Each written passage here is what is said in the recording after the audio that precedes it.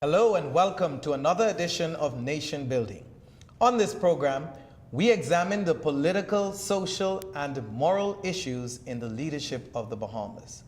We have a very exciting program for you today, and so when we come back from the break, I'm going to introduce my special guests. Stay tuned.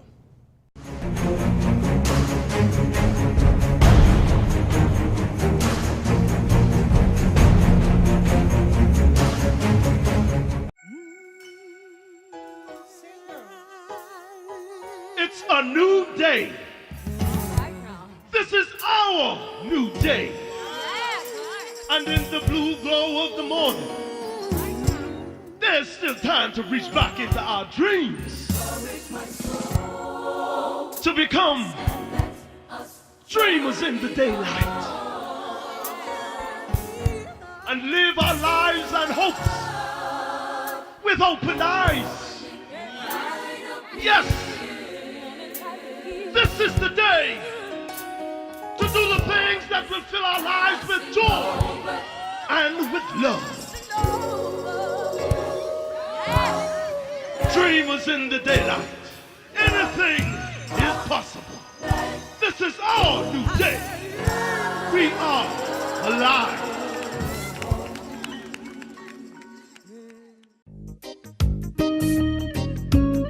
Who said you can't get great quality products at an affordable price? If you want the best quality food products at the most affordable prices, you must pick up the Jamaica Bahama brand of fine quality products at your favorite food store. Products like Jamaica Bahama Coconut Water, the most healthy and refreshing drink on the market. Jamaica Bahama Fruit Punch, the only fruit punch in the Bahamas made from real fruit. Jamaica Bahama coconut milk, green pigeon peas with coconut milk, condensed milk, kidney beans with coconut milk, corned beef, green pigeon peas, mackerel, and corn. Jamaica Bahama's fine line of products is available at all your favorite food stores and convenience stores nationwide. Telephone 351-8282 in Freeport and 341-4091 in Nassau. I don't wanna win. No, no, I don't wanna win.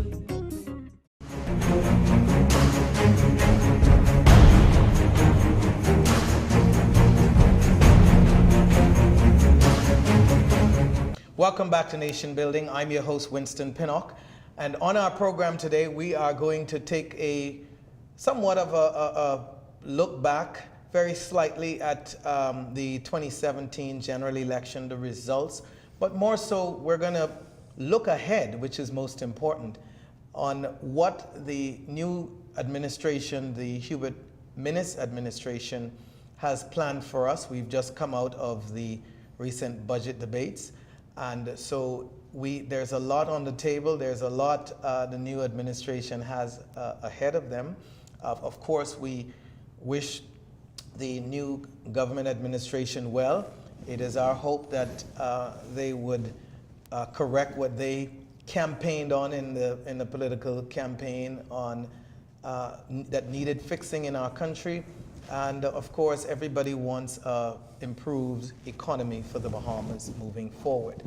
And I believe this period has been one of the most challenging period the most challenging in our country's history, certainly since an independent Bahamas. And so today on our program, we're going to have a frank discussion about the way forward and lessons that we should learn, and especially those in political life should learn from the 2017 general elections, which was very historic in many perspectives. And so we're introducing our guests. Today on our program, we're very pleased to have Minister KevinHarris, who is with us. Minister Harris, welcome back. Thank you. To Nation Building. Appreciate it. You're becoming a staple, and that is because you have a wealth of knowledge and information, and as a young man, you're still very young. Absolutely. You are passionate, I know that, about the future of our country, and I believe you can be very unbiased when the need arises, and so this is one occasion for us to take a look at the election results, what they mean, what were the Bahamian people saying, and what is the way forward for our country. So let's start by taking a look back. We had an incredible election result is the best adjective I can come up with to describe it, in that we had a what more than a landslide victory for the new government, the Free National Movement led by Dr. Hubert Minnis. We have the opposition party, the Progressive Liberal Party, only left with 4 seats in Parliament. This is a first. And the magnitude of the victory for the Free National Movement clearly means something. The voters, I believe, were saying something significant, and the way it was done. Let's talk about that for a minute. What was the general sentiment you got from the magnitude of how loudly the people spoke? Well, I believe the 2017 general election, the overall message was one of reform. The Bahamian people had come to the point where they were no longer confident in the previous administration. Mm-hmm. The Christie administration had 5 years. In 2012, they were given a equally large mandate by the number of seats. Almost. That's right. Well, just about almost equally, yeah, but still was huge. At the time, I think they had around 30 seats. The Bahamian people expected Mr. Christie and his team to come out the gate, working on a number of things they had indicated in their chart of governance in 2012. But instead, the country was almost, shocked that the first major ticket item for the Christie administration was the referendum on gaming. After the Bahamian people were denied in their voting, where the vote was overturned by the government, the Bahamian people voted no on the 28th of January 2013 in that gaming referendum on 2 questions: no to the expansion of web shop gaming and no to the introduction of a lottery. The Christie administration had other plans. They wanted to help the number boys. So they went to Parliament and did something that we'd never seen in our parliamentary history. They overturned the results of an election. That, to me, and to many people, was the beginning of the end of the administration. And I'm sure the Christie administration, they've said on a number of occasions that the referendum was a part of their campaign, that they would put the issue to the people. So the fact that the referendum was brought up early in the administration was not shocking, I imagine. It was, you're referring to the fact that they went against what they had promised to. Yeah, but they had promised more than one referendum. They did promise a constitutional referendum, which they chose to do second or more towards the end of the term. They could have gone with that first. But they went with the gaming referendum, which was confusing to some people because the people saw right through it. They figured this was for a special interest group, for a bunch of guys, not necessarily a benefit to the country. And some people were screaming more for a lottery more than a gaming expansion, etc. The bottom line was, it wasn't the fact that they held the referendum first or early, it was the fact that they reversed the results that the people gave them. Right. That led to a vote of no confidence quietly among the people right there. And I believe that was the footprint that led us to the 2017 general election landslide for the Free National Movement. Question: why do you, the country has had a history of failed referendums. There has not been a successful, some would say that the 1970, what is it, 73? You know about the one for independence? No, sorry, that was in 72. The 1972 general elections, if I'm not mistaken, the 10th of January 1972. That election would have been a referendum, some said. On independence. On independence, right. Rightly so. But it was a general election, so it wasn't a referendum. But so outside of that, there hasn't been a successful referendum in the country. Is it that the Bahamian people just enjoy voting against these things, or is it that every one that has been put to the people have been bad? I believe that successive governments have not listened to the people. First of all, I think in most cases, you should pretty much go with one issue on the table instead of multiple questions, right? Second of all, you need to bring the issue or the question that the Bahamian people, that they are interested in. If it is a reform matter, like for instance, going in and saying we want 2-term limits only in the Constitution for Prime Minister, or we want to institute some kind of recall system. These are things that the Bahamian people have echoed and said, we want this. Fine, but let's just address the first point you made. Are you saying that the Bahamian people are not intelligent enough to be able to see 10 items on a referendum and decide of those 10 items, what is it that they want to see become supreme law in the country, and the items that they wish not to endorse? Are you suggesting that that it's so complicated that the people can't intelligently look through these things and vote their conscience on each item? Because certainly if you're going to have a referendum with just one item, I mean, there's a number, for example, now and even in the past administration, there were a number of issues, number of questions, a number of law that needed to be amended or needed to be entrenched, that needed to be put to the people. And so some would argue, why not put many of those items and allow the people to look at these different things and speak to, because elections are very costly. Yeah, but I think it's over not... $3 million spent just on the last referendum. And it probably doesn't have to be that costly, but I would say that, number one, this is not about whether or not the Bahamian people are intelligent enough to have a multiple choice option. This is about, first of all, from the government's perspective, how do we effectively achieve our goals? So sometimes in life you got to prioritize. If I've got 5 major things I want to see done in the term, perhaps I may need to have 2 referendums within that term, and I may can either put 2 questions on at maximum on the ballot at each time, or perhaps 1 question if I feel as if it's something that I don't want. This is another strategic perspective. I don't want it to become too convoluted, because if I have more than 1 questions, sometimes what happens is that one of those questions may become the controversial question, and it overshadows the other major ones you want to get accomplished.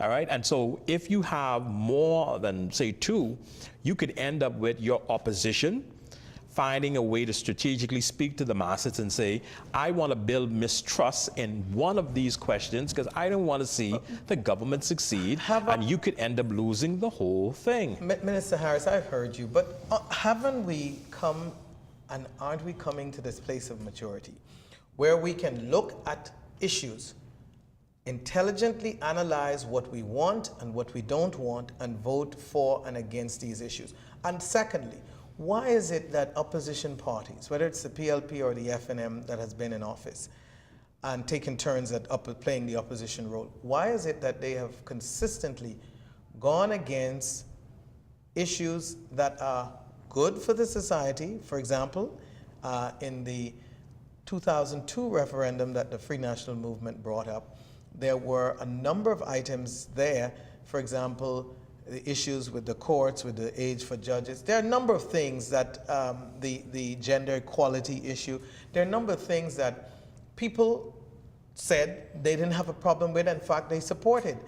However, it became a campaign of one side against the other side, and especially when you have a situation where it's late in a term, you end up finding where the opposition party then decides to just go ahead and campaign against something to get the people to vote against that party, and it's madness. Well, I think there are 2 dynamics. I think you've actually you've spoken to what I addressed earlier, that the risk you take in having too many questions is that your opposition in the country wants leverage. They're interested in overthrowing you at the polls. So they're going to look at that opportunity rather and say, listen, is there somewhere on this list where we can have a say that can influence the populace to say, you know what, this isn't good, let's go another way on this issue. Now, let's say there were 5 issues. The opposition may agree with 3, but there may be 2 that they believe they don't agree with, and they think the people will go with them.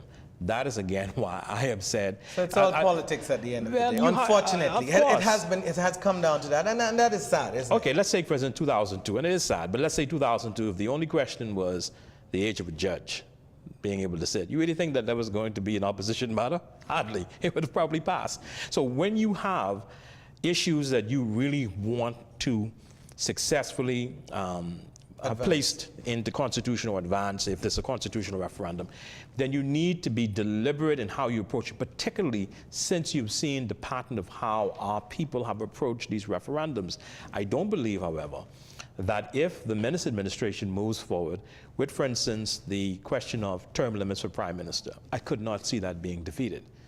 I could see If it would be the first successful referendum in the Exactly, country. because most Bahamians already have determined just even through our voting, people believe that it has been a silent kind of referendum already in the fact that we've changed governments just about every time. In the last 20 years. Right. So most people are already in the mindset, they're already in the mood, that if you put that question to me, yes, I would support the fact that we should put into law that a person can only serve 2 consecutive terms. While on that note, do you believe that Dr. Hubert Minnis, Prime Minister Minnis, will in fact go ahead with that and honor his commitment to the Bahamian people and early in the term put it forward?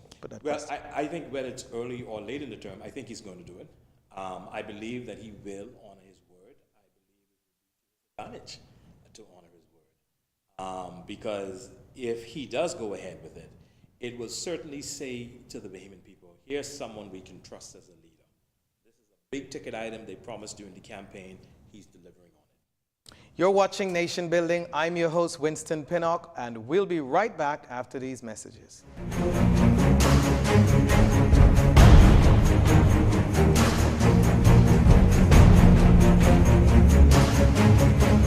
Alive knows what you do today will determine the success of your tomorrow. So we've invested in world-class infrastructure and innovation so every business in the Bahamas can grow. Like our online business account that lets you manage all your business mobiles simply and efficiently through one portal.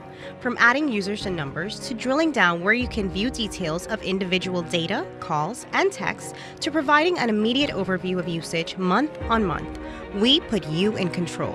Our people are here to help your business grow. Our relationship managers take the time to understand your business. And with our care team and our Alive stores, we are there to support your business needs. So let's work together, Bahamas. Let's grow together. Let us be part of your team. Let's do this.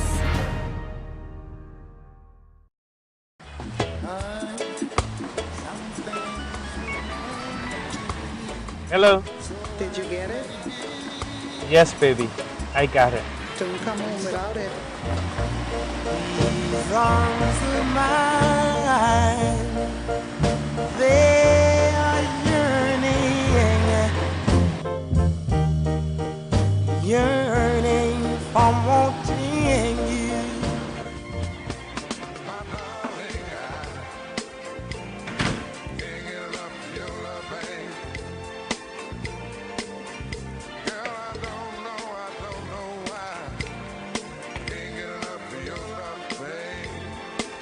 Where is it? Strongback is distributed by Jamaica Bahamas Import and is available at your favorite food or convenience store nationwide. For more information, call 341-4091 in Nassau and 351-8282 in Freeport. You bring passion, and we bring world-class infrastructure and innovation that's designed to help your business grow. You have determination. We've got your back with a super-fast LTE network, giving you access to whatever you need, when you need it. You offer superior service, we put you in control. With a dedicated care team to look after your business 24/7. Together, we have the advantage. Alive, let's do this. Hello, I'm Wendell Jones, and every time I sit down and I watch JCN television, I drink the Jamaica Bahama fruit juice. It's so pleasing to the palate. I've been cooking Bahamian dishes for generations. I now use Jamaica Bahamas product. The rice is very fluffy, very tasty, and good eating. Jamaica Bahama product is simply the best. As an insurance agent, my life is go, go, go. But whenever I need a refreshing break, it's Jamaica Bahamas Island Mixed Fruit Drink. Good. Hi, I'm Debbie Bartlett from GEMS 105.9 FM. The effect that Island Junkanoo Juice Medley has on me is exhilarating.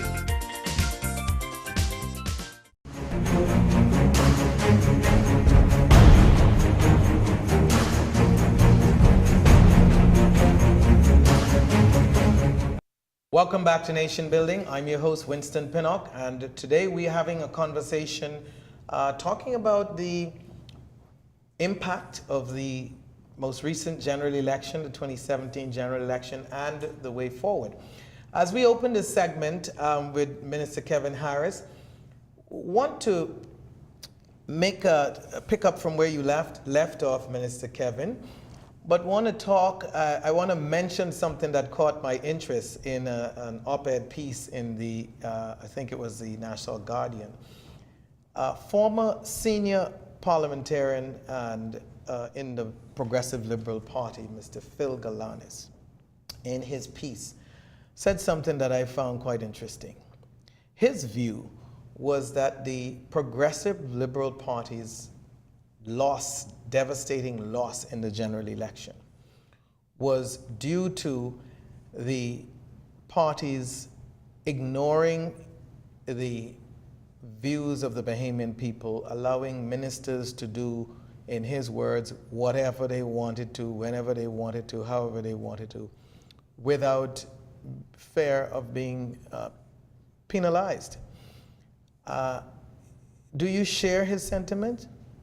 Absolutely. I believe that the nation watched as former cabinet ministers in the Christie administration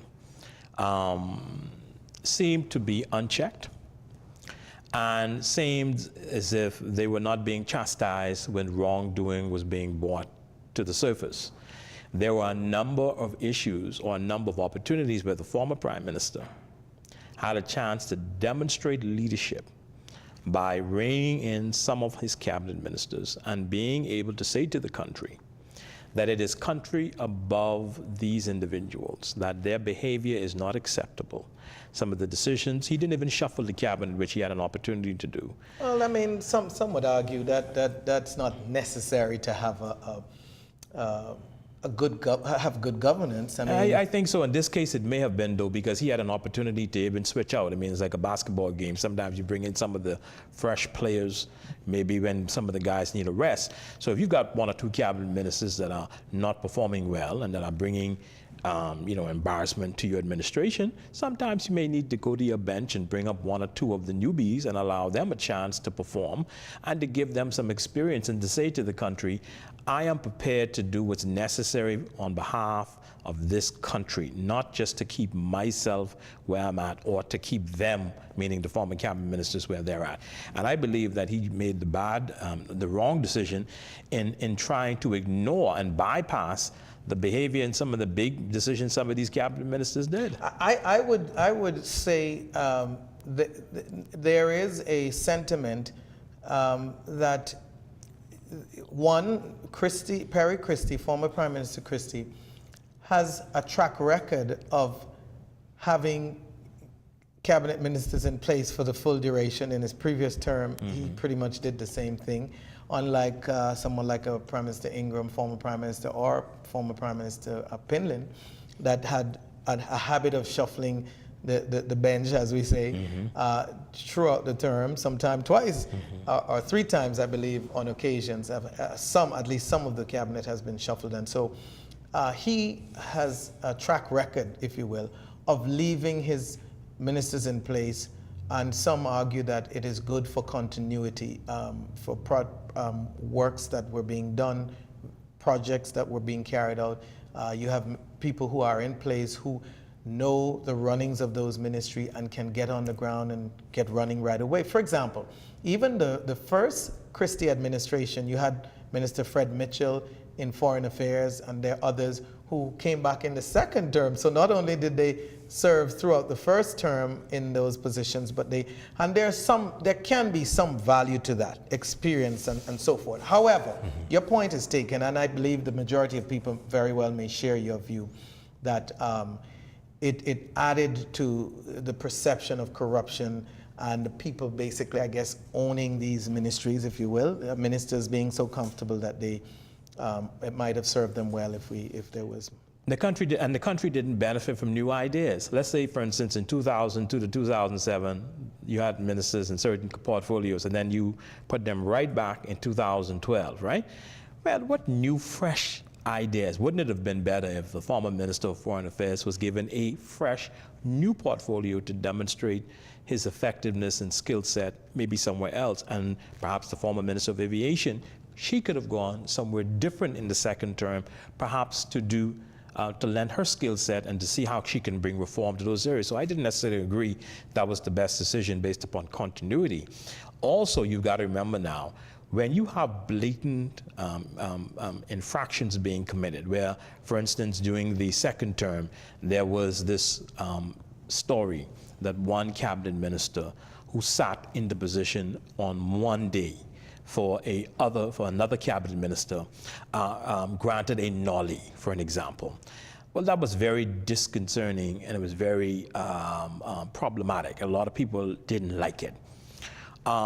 This was an opportunity for the Prime Minister to demonstrate complete leadership in having that matter dealt with by having maybe a shuffle being done at that particular point, or to simply have the matter addressed. They decided to do neither. So what that did was it built upon the mistrust that was already been planted from the first referendum during the second term, which was the gaming referendum. And so all you were doing was building a case as they were going along, while the Bahamian people were saying, you know what, this crew is already behaving badly. We don't like what's going on. We're going to wait our turn, and we're going to deal with them. Question. We started off in the first segment talking about the referenda and the impact of it, and of course we wanted to get through that, but it's very important to clear up and to make the point. Do you believe that there's an over-dependence in our country on the leader, the Prime Minister, to be the beginning and the end of everything that happens in our country? Is that good for the country? Do you accept that view? And secondly, is that good for the country? Well, I just think it's become a part of our culture where we do have a very high dependency upon the leader, and in this case being the Prime Minister. I don't think it necessarily has to be that way. That is why in this new term, this new F&M administration, the one positive thing that has happened is the current Prime Minister, Dr. Hubert Minnis, has indicated he will be a Prime Minister without portfolio, that he will start to change the paradigm as to how we look at the top tier leadership. What I see Dr. Minnis doing is saying to the nation, this is truly a cabinet or a team effort. I am the captain. I will be steering the ship, but I have confidence within the men and women I've asked to sit at the table with me. And so by his first historic decision, this is the first time, we have not had a Prime Minister that has either held a portfolio or not served as Minister of Finance. It is also the first time in our history that a physician is in the office of Prime Minister. So the paradigm is already changing. The concept is changing already.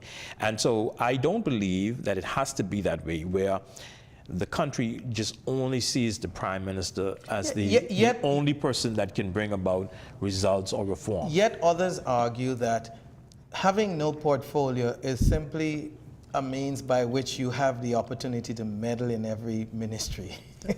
And I think that would only be possible if that's your personality, but it doesn't seem like to me that's Dr. Minnis' personality. I guess time will tell. Yeah, from what I gathered, what he was saying was that he wanted to have a CEO approach to governing. He wanted to do something different. And that was, he wanted to be able to look over everyone's work and to be able to sit with them and to work with them to make sure that they are performing the way they should and to assist along the way. That's what I gathered. Okay, let's take the results. You talked about what you believe the election results meant to the Bahamian people and why they acted in such a dramatic fashion as far as the numbers. You now have a new administration, and just recently in the budget debates, I heard these interesting comments, and I listened to some of it myself, took time out to listen to the current Minister of Works in his presentation and a few others, and read up on much of what some of the other presenters, and found an interesting point that is consistent with the past, where we haven't actually have a new paradigm, and that is the criticisms You have an enormous amount of information being put out about these alleged corrupt actions of the former administration, former ministers, ranging from things we knew already, issues like the BAMSI project that was being built, the dormitories that burnt down without insurance and things that should never have happened and why they happened,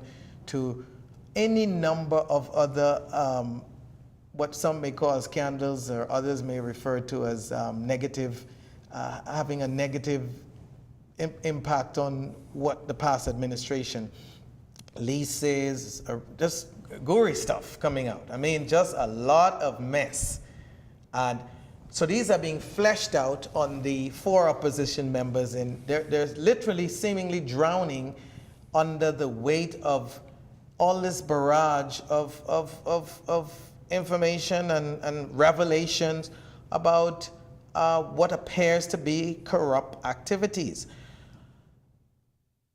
Aren't we just rehashing the past, where every time a government gets in office, they spend the first year just highlighting what the former administration did, as if people didn't get rid of the former administration because they weren't happy with their performance?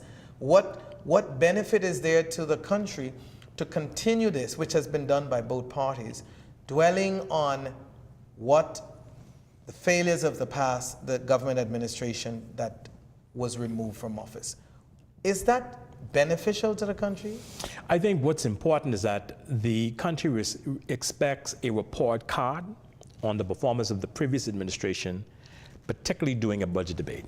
So this is customary. It is necessary for every cabinet minister to give an update to the Bahamian people. Here is what I found once I got there. Because if you all thought it was this bad, boy, you all ain't seen nothing yet. And I think that's what we're getting now. Yeah, but I mean, but the people would have already known that it was bad. That's why they acted in such a drastic fashion. But see, in some of these cases, though, the people are now gasping for breath, because the revelations. How does that help the people? Well, it helps in the sense that it first of all says, from a political standpoint, you further pushed your enemy down a notch. Yeah, but in terms of nationally, though, the way it helps our people is that it now gives them something to compare the new administration to. Because if I am a particular minister and I am saying, here's what I found that was so bad or egregious when I got there, well, by the next budget communication, the Bahamian people want to hear 1 year from now, what did you do to help fix and turn around what you found there? So there's a positive in it. Because I said I found A, B, and C, then they want to know, okay, great, we hear you, we accept it, we understand how bad it was, we didn't know it was that bad. So in 1 year's time, when the Minister of Works takes to his feet, they want to hear, what were you able to do with your budget, the Minister of Youth, Sports, and Culture, et cetera, et cetera. In the 12-month fiscal period, what did you do to help correct what you met? And what were some of your own initiatives were you able to put in place? One of the criticisms that have been levied at the new government early is that in the process of the 2017 budget debate that has passed, that the government in its campaign vigorously promised earnestly that as soon as it got in office, it would provide relief to the Bahamian people on value-added tax being removed from bread basket items. Mm-hmm. The budget was read and presented, no mention. How do you expect the Bahamian people to give the government a pass on something that it earnestly promised it would execute on once it came to office? Well, I believe the Deputy Prime Minister, the Honorable Peter Turnquest, was very clear. I'm not sure if it was during the budget communication, but I know he certainly had a public audience with the country by way of some media opportunity, where he indicated that it was certainly the intention for them to move ahead with that initiative to remove value-added tax from bread basket items. But when they got there and saw how bad it was, his expression, I believe, was that the cupboards were bare. But every administration makes that point. Yeah, but the Progressive Liberal Party in 2012 said they didn't know how bad it is. The Free National Movement in 2007 came with the same excuse. In 1992, when the Ingram administration took over from Pinland, the Treasury was broke. I mean, people really, I believe, Minister Harris, don't care much about excuses. If you are in, But I don't think they expect. I don't think just he's making one an more excuse, point. though. They expect an opposition who have members in the House who, if I'm not mistaken, has sits as chair of the Finance Committee, The Public Accounts Committee, yeah. Public Accounts Committee in Parliament, have knowledge of, maybe not all, but certainly has knowledge as to the state of the economy. We all knew the economy wasn't doing well, and government was borrowing a lot of money and so on. So I'm simply making the point, and this point is not just to the new administration, it is to the practice, that you can't promise people to provide relief if they elect you and then tell them when you get elected, well, give me another year or two. That's simply just not honest or fair. No, but I think in terms of honesty, I appreciate the fact that they were coming right out the gate and saying, look, we have a problem here. There's something that... And the people are saying you knew the problem before you got in. Well, not necessarily, because the F&M made the commitment on the campaign trail that this is something that they had hoped that they'll be able to do right away. They didn't say hope. Okay, well, they wanted to do it right away. They said that they would execute it. The and bottom people line, believe that they would. The bottom line is, from what I heard, and this is what I heard, that the minister was saying, we aren't going to be able to do it out of the gate in our first fiscal year, but it's coming. We're not going to renege on our promise. We're going to do what we say we're going to do. Just give us a little bit more time to get our affairs in order so that we can have a smooth financial transition while we look at dealing with this very complicated instrument called value-added tax. That's what I heard. And I think the message going forward for voters is be careful not to expect political oppositions to live up to their promises, and certainly not immediately in the first year in office. You're watching Nation Building. I'm your host, Winston Pinnock, and we'll be right back after these messages.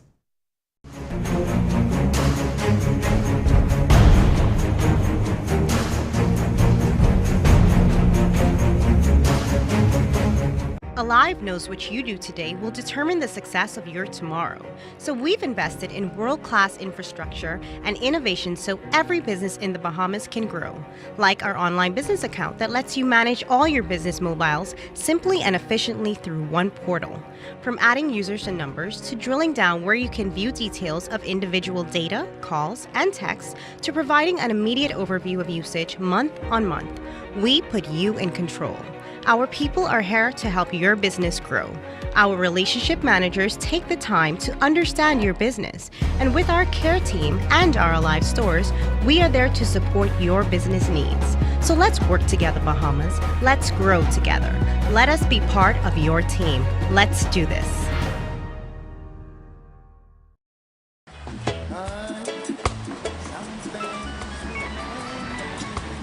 Hello. Did you get it? Yes, baby. I got it. Don't come home without it. These arms of mine, they are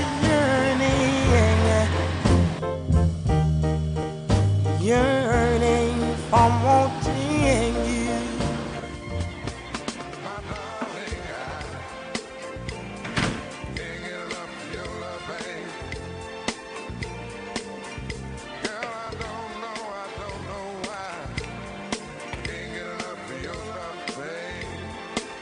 Where is it? Strongback is distributed by Jamaica Bahamas Import and is available at your favorite food or convenience store nationwide. For more information, call 341-4091 in Nassau and 351-8282 in Freeport. It's a new day. This is our new day. And in the blue glow of the morning, there's still time to reach back into our dreams, to become dreamers in the daylight, and live our lives and hopes with open eyes. Yes, this is the day to do the thing things that will fill our lives with joy and with love. Dreamers in the daylight, anything is possible. This is our new day. We are alive.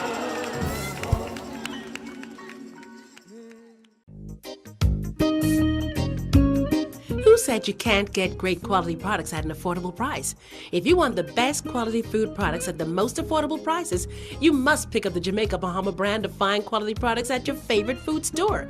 Products like Jamaica Bahama Coconut Water, the most healthy and refreshing drink on the market.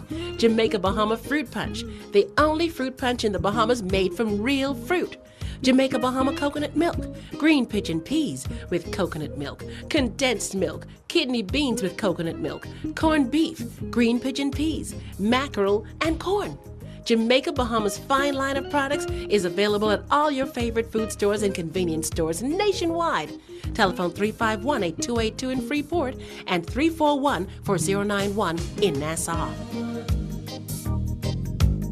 I don't wanna win. No, no, I don't wanna win.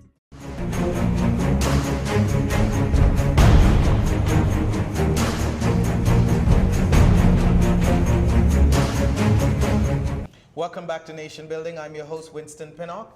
And on our program today, we are, in this final segment, talking with Minister KevinHarris, who's a pastor, but also a nationalist, I'd call him. He is very involved in the political life of our country. Minister Harris, there are, is it 7 or 9 pastors elected this term?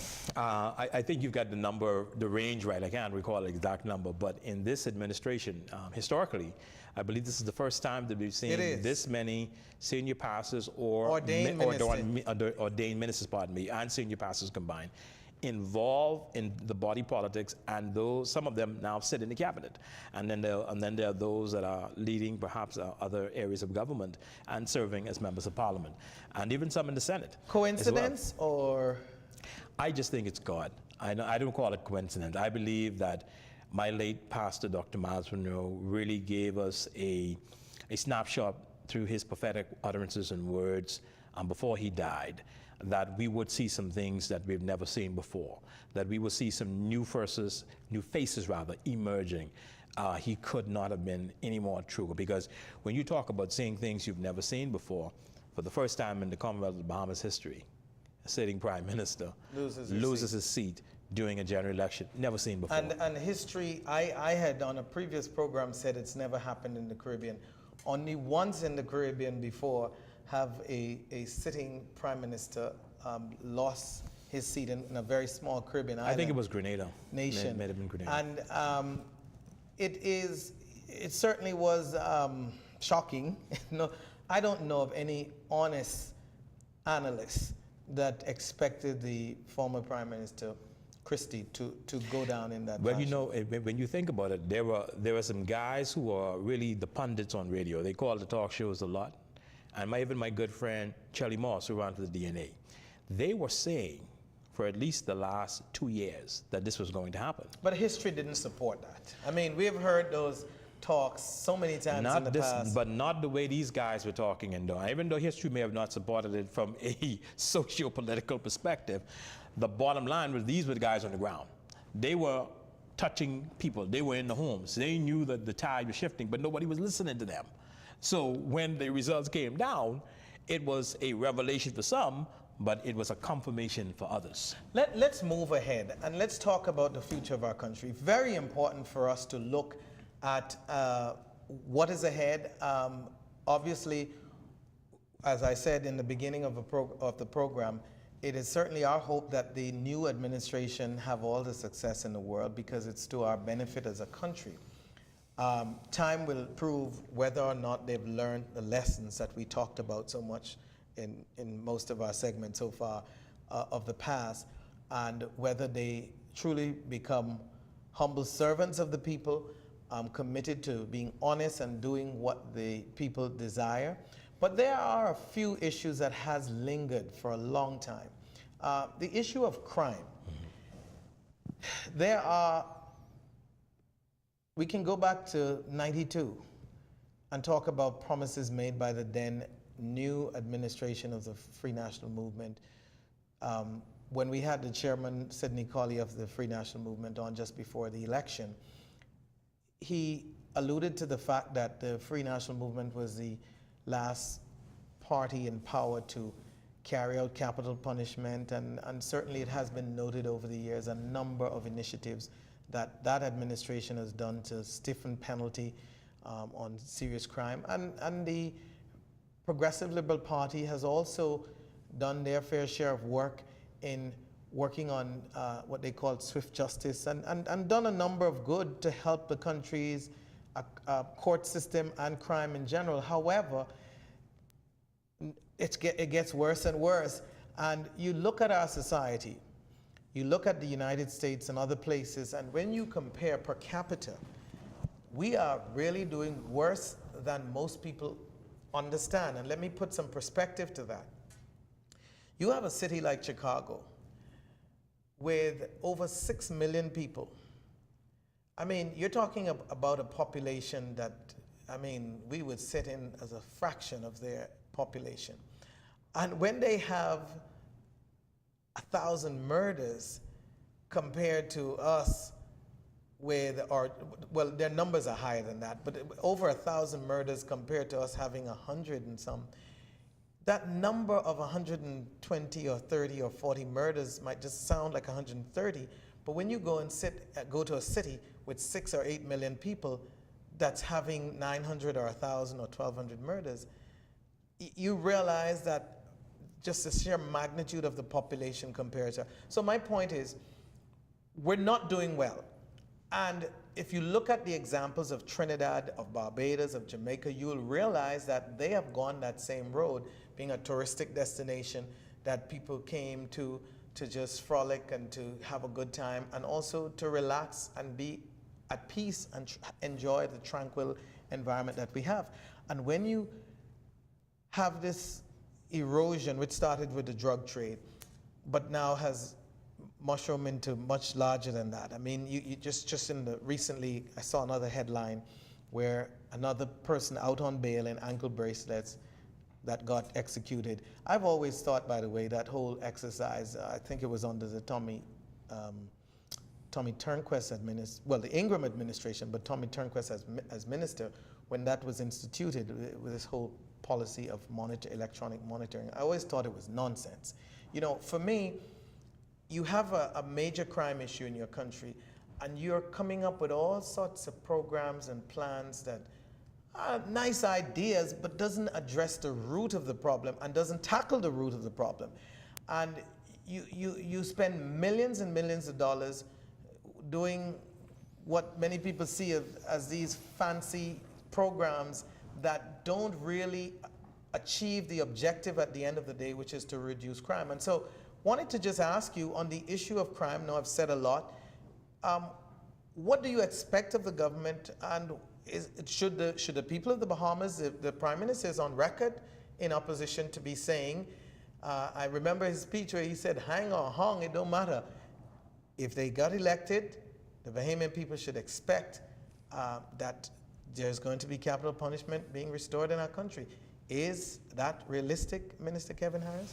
Well, I believe that the Prime Minister is now armed with a talented team, particularly in the legal profession, by way of the Attorney General, the Minister of State in the Attorney General office, and others who sit around the table who are also attorneys. Brent Simmons is an attorney, Darren Hanfield is an attorney. They may be in different areas, but Dion Folks is an attorney. They all sit at the cabinet table. They all sit at the cabinet table. And for the record, most of them, I've talked to them, most of them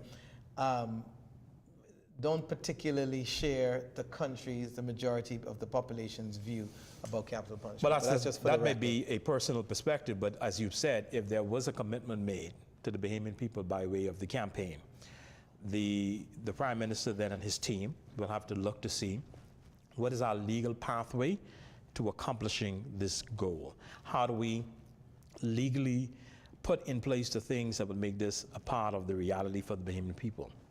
I believe, from my own personal perspective, that we have to address crime from a multifaceted level. I think what would be important for the administration to do is to bring some of the stakeholders to the table with the cabinet, people who are working already in the community on reform efforts for those who are coming out of prison. There are people who have programs and organizations that work inside the prison.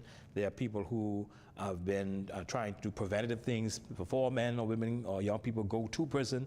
Bring these people together as well so that some of the preventative things and programs can be put in place so that we can discourage some of these people from ever going into prison or committing crimes. And second of all, for those who are coming outside of prison and coming back into the social part of our country, into the populace, let's engage some of the people who are already doing programs and have organizations.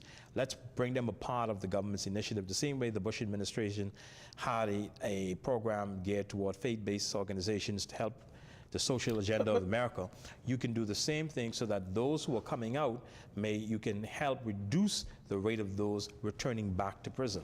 But all of these things that you've shared, Minister Harris, is good in of themselves, and yes, would add to helping the overall situation, but all of these have been tried before. Some would argue that what haven't been tried, certainly not in the last 30 years or 25 years, is getting radical, doing things like executing convicted murderers, and just strengthening the back of law enforcement in general. You are retreading methods that has brought limited success, expecting to deal with what has become a worsening problem. No, I wouldn't necessarily agree with that. I think some of the ideas that I've espoused, some of them have not worked. I don't think we've ever really had a real partnership with some of those agencies to the point where we've engaged them. The Ingram administration. The Ingram administration back in the 90s came up with, it wasn't called faith-based initiative, but that's exactly what it did. It provided funding and support, customs exemption on certain things imported to aid in reaching young people, particularly youth programs. I think, if I'm not mistaken, Minister Shivago Lang might have been minister or junior minister, one of them, in the Ministry of Youth, Sports and Culture at the time. But he played a role, I know, in helping to bring about some of those programs. And the government at the time was literally providing funding support for many churches and organizations. Right, but those and that may be fine. Those are some of the faith-based initiatives. But I'm talking about some of the actual social programs that are actually involved in reform, that are actually involved and work hand in hand. Well, there are programs, of course. We know about Youth Against Violence. We know about Teen Challenge. There is a program led by Troy Clark that is really designed to reform for those who are coming out of prison who are looking for a way of being reformed, so to help reduce. But to be those clear, rates. just to be clear, again, I say all those are notable items. However, statistics shows and study in the U.S. shows that most offenders of serious crimes are not helped by, and the U.S., you can have more programs in the United States. They are not helped by that. Criminal minds, those who have gotten in trouble with the law for serious crimes, have had a track record, a significant record of repeat offending.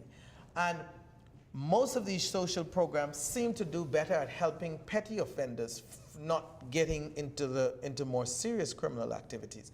But for the most part, Minister Harris, once criminals take on a life of crime and make a commitment to do that, as a government, I believe you only have two choices. You either have to, if their crimes warrant death, execute them, or lock them away until they can do society no more harm. Because if you look even now in our culture, in our society today, at the amount of repeat offenders and what they call the recidivism rate, but also people who get arrested.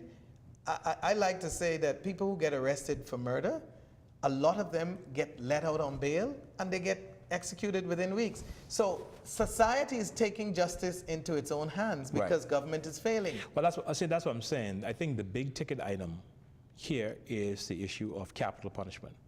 And that's why I said, Not the only issue, but... No, but I think it's a big ticket item. I believe a lot of Bahamians would like to see capital punishment being carried out in this country. And you believe the Minnis administration is going to be able to get that? Well, again, I believe that the Minnis administration will have to find their pathway to be able to acknowledge and to complete a commitment. If that is what they put on the table, they're going to have to find a pathway to do it. But in terms of what the Bahamian people want, I for one support it, capital punishment. I believe the Bahamian people want to see things happen in a way where it sends a clear message to would-be or existing criminals that here is your fate if you continue along this path. And I think it's something that the country seriously needs to take a look at. Okay, great. Let's move on and talk about two other issues before we wrap up. One is Grand Bahama, my hometown. Tremendous hardship, tremendous suffering over the last countless years. More certainly beyond the past administration of the Progressive Liberal Party. I heard in the, I believe it was, if it wasn't a budget presentation, no, certainly it was a speech from the throne. Heavy emphasis, very encouraging, heavy emphasis on things that is proposed to be done in Grand Bahama to lift the economy of Grand Bahama. In fact, the Hawksbill Creek Agreement amendment, I believe, that the Progressive Liberal Party administration, the Christie administration, had gotten done, is there's a proposal that this government is prepared to go and revoke that and to come up with a new agreement, and I think in cooperation with the port, with the Grand Bahama Port Authority. And any number of other things, initiatives, plans to get investment back in Grand Bahama to get that economy moving again, which is necessary, and if the government can pull it off, they already have all the seats in Grand Bahama, but it's possible that if they can bring that kind of life to Grand Bahama again and revive that, notwithstanding what happens in the next election, they might be assured of getting those seats back. But having said that, what's your thoughts about the chances of them having that heavy focus on Grand Bahama, being able to get that economy moving again and accomplish things that not even the previous FNM administration under Ingram between 2007 and 2012 was able to do? Well, I think the Minnis administration has a good chance at really transforming Grand Bahama. I think that, first of all, starting with their parliamentary team. They've got 5 seats. They've got a dynamic group of young, vibrant professionals. They've got a few senators also there in Grand Bahama now that are also very young and very talented, who I believe can help the government in its goals and its efforts. From my personal standpoint, I believe I have some ideas that I believe that are could be very successful. I think that if they can get persons to the table that can help in formulating what's the plan. We have this product that we want to sell. It's called Grand Bahama. How do we get airlift? How do we get persons in through the sea? How do we get more people on the island? How do we get more of them as stay or stopover visitors? How do we bring more money into the economy through through tourist visitors participation? And then secondly, how do we look at industry in terms of Grand Bahama? What can we attract companies here to create manufacturing plant opportunities, assembly line opportunities, bring their businesses here to Grand Bahama, by extension, employing people in Grand Bahama. Third, how do we help the entrepreneurs in Grand Bahama to thrive? Existing businesses, those who want to get in business in Grand Bahama. As we wrap up, all talked about before, let's see what the Minnis administration does. I wish them well. Last of all, quickly, can't leave without quickly taking 30 seconds and saying, what is the Progressive Liberal Party, has it learned its lesson from the last election? It now has a leader who's from the Christie era, that the former Deputy Prime Minister Philip Brave Davis. Will he survive in the Progressive Liberal Party as leader to the next 5 years? Is he likely to make it through? I think if the Progressive Liberal Party wanted to make themselves attractive for the next general election, they had 2 choices. That's either Glenys Hannah Martin or the new Chester Cooper, because Philip Brave Davis will not be attractive as head of the ticket in any general election, much less the 2022. Davis has been around for a while. He is a monotone presenter. He doesn't. But some say Minnis was not the most exciting presenter No, either. I think this is by far different from any conversation with Dr. Minnis. I think Brave Davis sits in his own category. I think that he is one of the least energetic leaders we've ever seen. You're being biased on that count. No, I'm not. I'm telling you. I think that if you watch Glennis Hannah Martin's presentation in the House of Assembly in recent time versus Brave Davis, it's clear who would be a better leader for the PLP. Some would argue otherwise about the Free National Movement, that they had the same challenge, and so if Dr. Minnis made it, it's possible that Brave could. But I hear you. On behalf of all of us at Nation Building, I want to thank you this week for tuning into our program. Hope it has been very informative for you. And stay tuned for next week's edition of Nation Building. Have a great one.